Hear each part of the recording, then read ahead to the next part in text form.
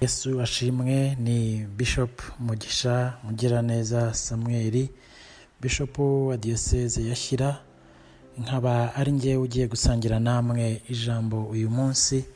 Ndashima Imana kubwa Energy Radio yaduhaye uyu mwanya kugira ngo dufatanye tuvuge ubutumwa kandi duhumurize abantu b'Imana. Ndabasabira umugisha kandi Imana ikomeze kubazamura muri ibikorwa byanyu. Uyu munsi ndashaka ko dusangira ijambo nkuko turibona muri Yohana igice cya 14 umurongo wa mbere. Uyu murongo uvuga amagambo akomeye Yesu yabwiye abigishwa be. Yesu atubwira uyu munsi avuga ngo ntimuhagarike imitima yanyu, mwizere Imana nanjye Munyizere. Iri ni ijambo uyu munsi ushobora kuvuga ku isi hose abantu bakakumva. Kenshi twamenyereye yuko Afurika irihura n'ibibazo, ibihugu bikennye byo bihura n'ibibazo, tugahangayika, tugasaba inkunga, abantu bakaza kudutabara. Ariko uyu munsi Imana itweretse ko Afurika nayo ifatanije n'abandi muri iki cyorezo gikomeye. Afurika atariyo ihora ifite ibibazo ni ibyacu nk'abantu, kandi Imana ni iyacu twese, niwe mutabazi utabura. Ijambo tugiye gusangira riratwibutsa ngo Yesu Kristo yari abizi yuko turi mu isi, yari abizi yuko tuzahura n'ibibazo, kandi aduha amagambo azatubera impamba mu minsi iri imbere. Aravuga ngo, ikomeje muri icyo gice cya 14 umurongo wa 11, ngo nimunyizere, mwemere ko ndi muri Data na Data akaba ari muri njye. Ariko rero nimutizezwa n'ibyo mvuga, munyizere kuko imirimo nakoze mwayibonye ubwayo. Arabivuze ariko ararangirira ati, niba mwumva mufite gushidikanya, nimurebe ibyo nabakoreye. Iki ni igikorwa, iri ni ijambo rikomeye cyane rinshubijemo imbaraga ndimo gutegura, kuko nubwo tuvuga ngo turiho turanyura mu bikomeye, nubwo turimo kuvuga ngo ntituzi ko bizagenda ejo bundi, ariko Yesu arabivuze, nimunyizere, kandi niba bibagoye nimwibuke ibyo nabakoreye. Mwene data, biragoye kwemera ko ibintu biri bushoboke iyo utibuka ibyashobotse. Uyu munsi Yesu aratwibutsa ngo nubwo abigishwa be basaga nkaho batamwemera, basaga nkaho bashidikanya, yageraga akababwira ati, ariko ibyo nakoze murabyibuka? Muribuka Petero agendera ku mazi? Muribuka wa wundi nahumuye? Muribuka Lazaro navanye mu rupfu? Ikintu cyo kwibuka ni ikintu kigomba kuza muri iki gihe. Twibuka aho tuvuye kugira ngo twizere aho turimo kugana. Yesu Kristo ariho aratwibutsa ngo nimunyizere, mwemere ko ndi muri Data na Data akaba ari muri jye. Ariko rero nimutizezwa n'ibyo mvuga, munyizezwe n'imirimo nkora ubwayo.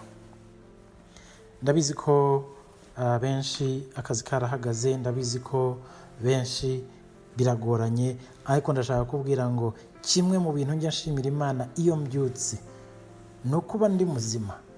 Iyo nteye intambwe ya mbere ndavuga nti, Mana icyubahiro ni icyawe. Kuki? Kuko aho niho ubuzima butangirira, aho niho ishimwe rigomba kubanziriza. Iyo umaze gushimira aho ngaho, n'ibindi biraboneka. Haleluya. Yesu rero ajya kugenda, hari amagambo yagiye abwira abigishwa be. Ayo magambo akaba nayo magambo natwe muri iki gihe tugomba kwibuka. Yohana 14 umurongo wa 18 aravuga ngo, sinzabasiga nk'imfubyi, ahubwo nzaza aho muri. Haleluya. Yabibwiye abigishwa be, ariko ari haranabitubwira uyu munsi natwe ngo ntabwo agiye kudusiga, ahubwo agiye kuza aho turi adutabare mu gihe gikomeye, mu gihe abantu benshi baba bihebye, abafite ibyiringiro, abafite kwizera Imana, hari ibyo babona abandi batabona. kandi aho ngaho niho Imana ishaka ko tuba turi, niho iza kudusanga. Hari ubwo kwiheba kwacu kudutera n'indwara zitari ngombwa, hari ubwo kwiheba kwacu kutubuza no kubona ibyiza biri imbere. Ariko iyo wabyutse ugasenga, iyo wabyutse ugakora ibyo ugomba gukora imbere y'Imana, Imana nayo ikora ibyo igomba gukora. Yesu ajya kugenda yaravuze ngo simbasize nk'imfubyi, ariko mbasigiye umwuka wera. Uwo mwuka wera muri iki gihe gikomeye niwe ugomba kutuyobora, kugira ngo dufatanye, kugira ngo duhumurizanye, kugira ngo dusangire, kugira ngo dukomezanye, kuko uru rugendo turimo ntabwo turimo twenyine, turimo n'isi yose. Abigishwa ba Yesu banyuze mu bikomeye byinshi, ariko urabona ko yakomezaga abahumuriza. Cya gihe amaze gupfa benshi bari batinye, benshi bari bazi ko byarangiye, ariko arakomeza akabahumuriza, akababwira ati ndi kumwe namwe, akababwira ati ndahari. Murabizi neza ubushize turimo gusangira ijambo ry'Imana, Yesu yaraje abasanga mu cyumba bifungiranye, arabwira ngo amahoro abe muri mwe. Abaha ayo mahoro. Ayo mahoro rero nta handi ava uretse kumenya Imana ukayizera. Iyo ukomeje muri Yohana igice cya 20 umurongo wa 21, hari amagambo tubona kandi natwe uyu munsi agomba kudutabara. Aya magambo aravuga ngo Yesu yongera kubabwira ati amahoro abe muri mwe, uko data yantumye niko nanjye mbatumye. Bene data, Yesu uyu munsi araduhamagarira kumwizera, aradutuma kugira ngo tugende dutange amahoro ku bandi, duhumuriza abandi, kuko iki ni igihe cyo guhumurizanya, ni igihe cyo kwizera, ni igihe cyo gufatanya. Iyo abantu batari kumwe, Satani abinjiramo hagati, kuko kimwe mu mazina ye yitwa utandukanya abantu. Uwo nguwo iyo abonye abantu batandukanye, araza akabajyamo hagati, koko akabatandukanya. Kimwe mu bintu bituvana ku Mana ni ubwoba. Iyo urebye abigishwa ba Yesu bari muri kiriya cyumba, bari bafite ubwoba. Bamwe bari bafite ubwoba kubera ibyo bakoze, bamwe bari bafite ubwoba kuko batari bazi ko bigiye kumera, bavuga duse tuzasubirayo tubeho. Uyu munsi dufite ubwoba kuko benshi baravuga bati koko tuzongera tubeho. Ndabizi bene data ibyo turimo kunyuramo, ndi umunyarwanda, mfite inshuti, mfite abavandimwe, mfite umuryango, ariko ndashaka kubabwira ngo intsinzi iri mu nzira. Kuko Yesu yatsinze, kuko Yesu ari kumwe natwe, natwe tugiye gutsinda iki cyorezo. Ariko hari ibyo dusabwa: kuguma mu rugo, gukaraba intoki, kwirinda ingendo zitari ngombwa, kwambara agapfukamunwa igihe cyose. Ahasigaye turebe icyo twamarira abandi, ufite agabane n'undi, ufite uwihebye tumufashe, kuko aho niho hari intsinzi. Muri uko kwizera niho hava ubuzima, muri uko kwihangana iki cyorezo kigashira, tuzashima Imana. Ibi biradusaba iki? Guterana nk'umuryango, tugasenga, umugabo akayobora, umugore akavuga ubutumwa, ejo mugahinduranya, abana bagasoma ibice. Aho ngaho niho tuza kuvana urugo rwiza. Bene data, nitutabigenza dutyo, muzasanga aho kugira ngo duterane, dufatanye, dusubizanyemo imbaraga, uzasanga twashwanye. Ibyari gusigara mu rugo, ibyari kwirinda, ibyari gufatanya, bivemo intambara, usange umubisha Satani yatsinze. Kenshi iyo abantu bafite ubwoba, bavuga nabi, bariyama, usanga bafite ubwoba butuma bataba babandi waruzi. Bene data bagabo, bene data bagore mu ngo zanyu, bene data bana, kimwe mu bintu bigiye kutunyuza muri iki gihe gikomeye ni ukwegerana, tugaterana ishyaka ryo gusenga, tugafatanya, tukumvikana, kuko ibihe bibi ntibijya bitinda. Ikintu cyitwa ubwoba ni ikintu kitera n'inyamaswa, gitera abantu abo ari bo bose, ariko hari umuntu umwe watsinze ubwoba, ni Yesu Kristo. Yesu ntiyigeze atinya urupfu, ntiyigeze atinya imva, ntiyigeze atinya abaje kumwica, ku buryo n'igihe bamuciraga urubanza yashubije Pilato mu magambo akomeye, aramubwira ati ntabwo uzi ko mfite ububasha. Yesu aramubwira ati keretse ubwo Imana data yaguhaye. Bene data, iyo Imana itarakuvanaho ukuboko nta cyakutera ubwoba. Iki ni igihe tugomba gufatanya, iki ni igihe tugomba gusubizamwo, gufatanya kugira ngo buri umwe agire ibyiringiro. Ndabizi ko amashuri yafunze, ndabizi ko abacuruzi benshi bafunze, ndabizi ko abamotari batarimo gukora, abahinzi turimo gukora, aborozi barimo gukora, ndabizi ko aho ngaho niho imbaraga ziri. Nimureke dufatanye n'abandi, kuko ejo nabo bazavuga bati koko mwaradutabaye. Abakora mu mahoteli, abakora mu nganda zimwe, abarimu bari mu burezi, abanyonzi barahagaze, ababyeyi bafite abana bari mu mashuri bariho baribaza uko baza kubigisha. Bene data, ibi byose mureke tubihe Imana. Ndabizi ko benshi twari dutegereje itangazo kuri radiyo, ariko nimureke dutegereze itangazo riva ku Mana mu mitima yacu. Itangazo riva kuri radiyo, abarimo kuryohereza nabo bashobewe, nabo bariho barasenga bategerera igisubizo. Namwe nimureke dusenge dufatanye nabo, ahubwo twubahirize ya mabwiriza baduhaye kugira ngo nabo biborohere. Ikindi mbasaba, nimwisengera mwibuke gusengera n'abarwayi, mwibuke gusengera n'andi mahanga ari mu bibazo, aho twumvise abantu 900 bapfa ku munsi, aho twumvise abantu 1000 bapfa. Twebwe dufite icyo gushimira Imana, kubw'iyo mpamvu turagomba kuyizera. Iyo umaze kwizera usubizamo imbaraga. Hari ibyo ubona n'iyo bitaba bihari ngo biriho biragenda, ariko ubu bibona.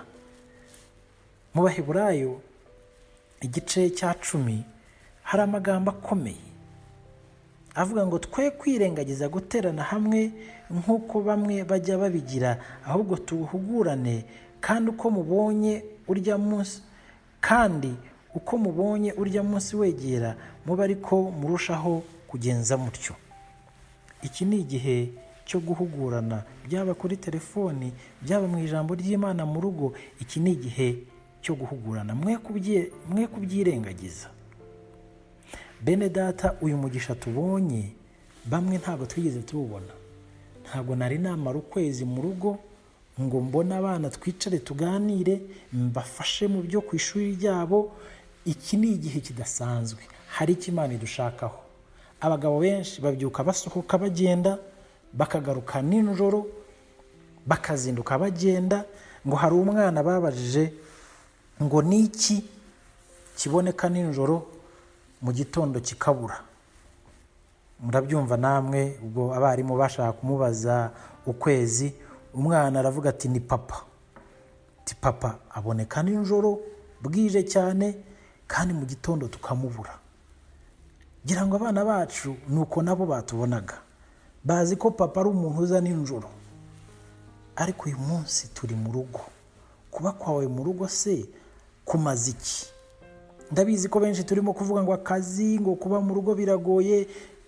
Turekeraho kuvuga ibyo ngibyo, ahubwo turebe uburyo dufasha abana bacu, tumenye ibyo biga, tumenye abadamu bacu ibyo bakora, tuganire bya bindi byose tutaganiriye, tubiganire. Abo baturanyi bo ni kuri telefoni, abavandimwe ni kuri telefoni, kugeza iki cyorezo kirangiye.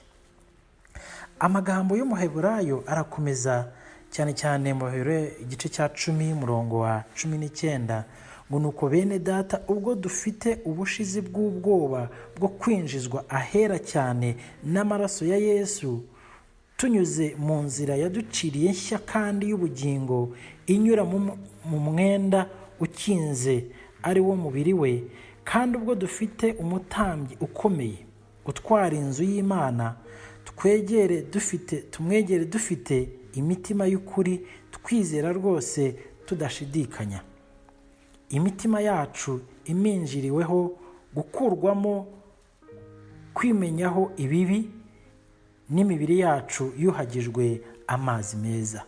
Dukomeze kwatura ibyiringiro byacu tutanyeganyega, kuko uwasezeranije ari uwo kwizerwa. Bene data, hari ibintu tujya tuvuga bimwe bigaragara bifatika, hakabaho n'ibintu bimwe duha Imana kuko twe nk'abantu hari aho amaso atagera.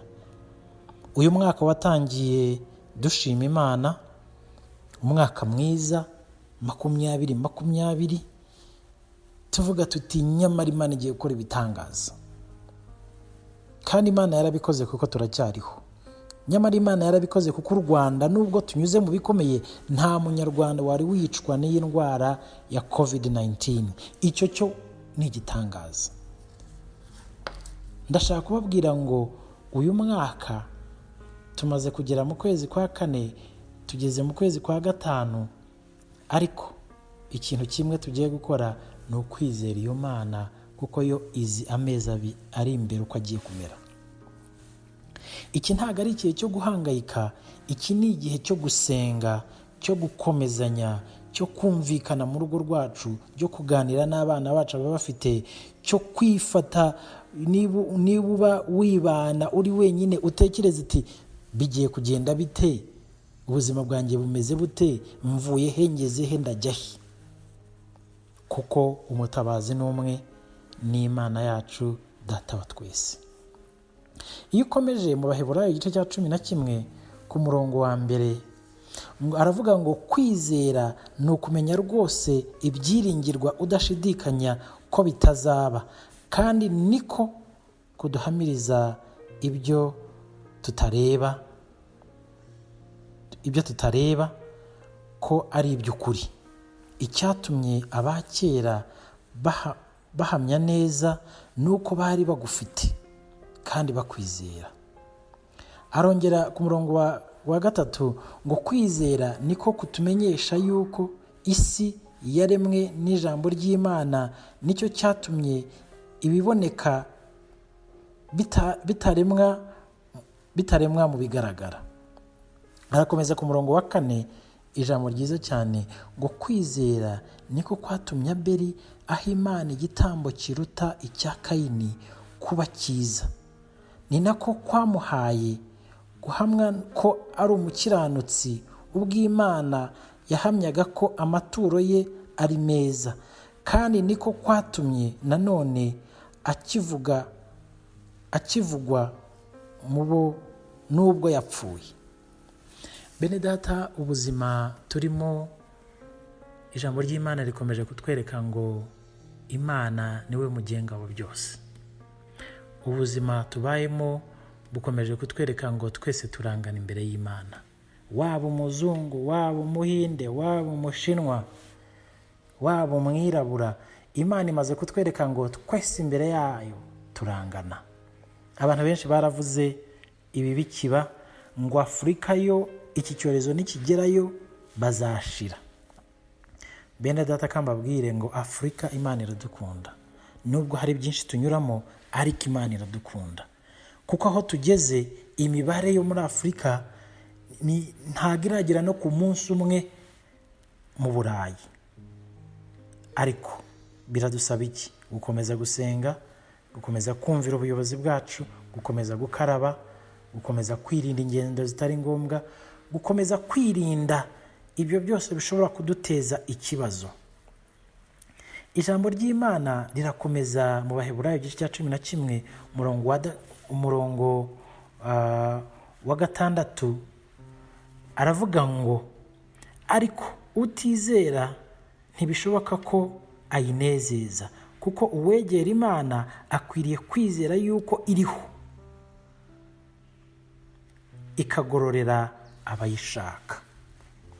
bene data, sinzi ibyo murimo kuvuga mu ikaritsiye zanyu, sinzi ibyo murimo kuvugaho muri, ariko ndashaka kubabwira ngo kimwe mu bintu maze kubona kuri iyi si ni uko abizera Imana, Imana ibakorera ibitangaza. Abizera Imana, Imana ibafungurira aho abandi bananiwe kunyura. Abizera Imana babona igisubizo, kandi niyo batakibonye bagira amahoro. Ya mahoro Yesu yatanze yinjiye aho abigishwa be bari, akababwira ati amahoro abe muri mwe. Ayo mahoro niyo tuza kugira, niyo aza kutunyuza muri ibi bibazo, niyo aza kuduha ubwenge uko tugiye kubinyuramo. Ariko ndashaka no kurangiza mbabwira ngo ntabwo kwizera konyine guhagije. Haguruka ugire icyo ukora. Niba ari ukugira umuntu inama y'imugire, niba ari ukumusubizamo intege uzimusubizemo, niba ari ugusangira icyo mufite mu gisangire. Twe nka Diocese ya Shyira twiyemeje gufatanya n'abantu bose dusangira ibyo dufite byose. Ijambo ry'Imana niho dutangiriye, ariko no mu bindi. Iyi minsi ni iminsi ikomeye, ariko ku bizera Imana igisubizo kiraje. Ejo igisubizo kiraje. Ejo bundi tuzongera duhure, duseke, turirimbe, duhimbaze. Ndumva nkumbuye guhimbaza, ndumva nkumbuye indirimbo twese turi kumwe, kandi nzi yuko Imana iza kudusubiza mu gihe gikwiriye.